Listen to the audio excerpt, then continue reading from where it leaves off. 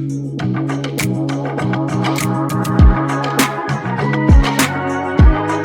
everyone, and welcome. Today, we're diving into a tool that's going to make your English sound so much more natural and fluent, the future continuous tense. I know, it might sound a little intimidating at first, but trust me, by the end of this, you'll be using it like a pro. So, let me kick things off with a question for you. Just think about it for a second. This time tomorrow, what will you be doing? Maybe you'll be working, maybe you'll be studying, or hopefully you'll be relaxing somewhere nice. Whatever your answer is, guess what? You've just thought in the future continuous.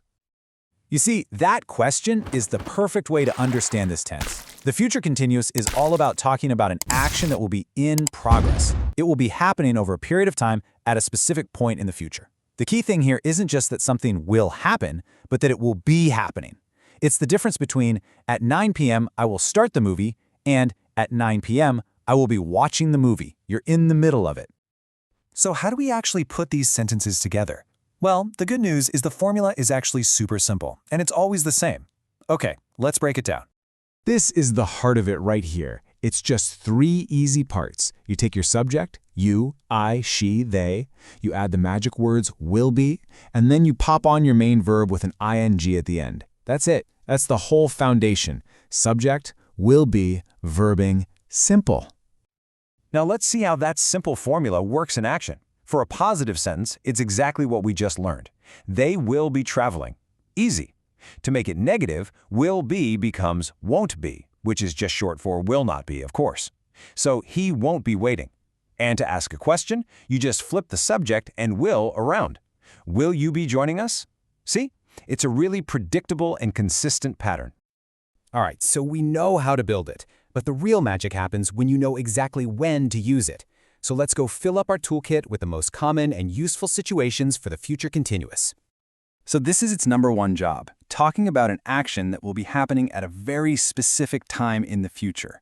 Look at these examples. We're not just saying, I will drive. We're saying at 9 a.m. tomorrow, I will be driving.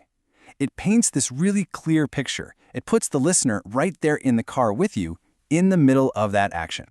Here's another cool way to use it, for making a really good guess or a logical assumption. For example, don't call him now. He will be sleeping. You don't know for 100% sure, right? But you're predicting what's happening based on what you know about his schedule. It's a super natural way to explain the reasoning behind your advice. And this is a great little conversational trick. Asking someone, will you be coming to the party? Sounds just a bit softer, a bit more polite than a direct, will you come? It feels less like you're demanding a yes or no, and more like you're just gently asking about the plans they might already have.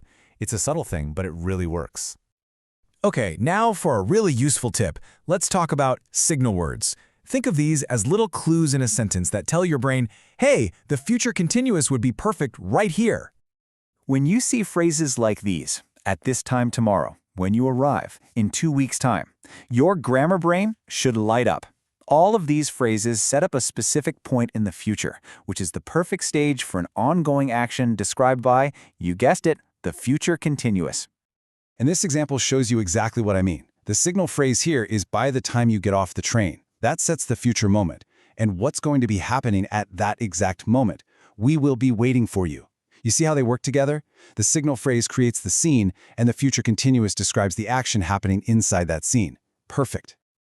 Okay, we've covered how to build it and when to use it. Now, let's talk about a couple of common traps so you can just step right over them and use this tense perfectly every time. So, this is a classic one.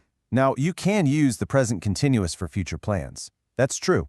But when you have a specific time, like at 8 p.m., using the future continuous is just much more precise. Saying I will be working really emphasizes that at that exact moment, the action of working will be in progress. It's just a more natural and specific fit. This is probably the number one mistake, and it is so easy to fix. People just forget the little word be after will. She will working is just incorrect. You have to remember the full formula. Will plus be plus your verb ing. So the crucial point here is to never forget the be. The correct sentence is always she will be working. All right, let's do a super quick recap. Number 1, remember, we use this for an action that will be happening at a specific future time. 2. We build it with that simple formula, will be plus verb ing.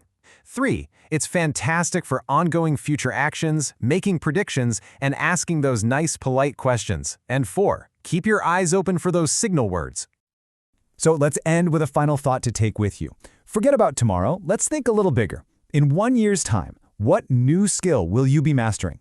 Whatever it is, I hope this explainer has helped you get just one step closer to your goals. Thanks so much for joining me today.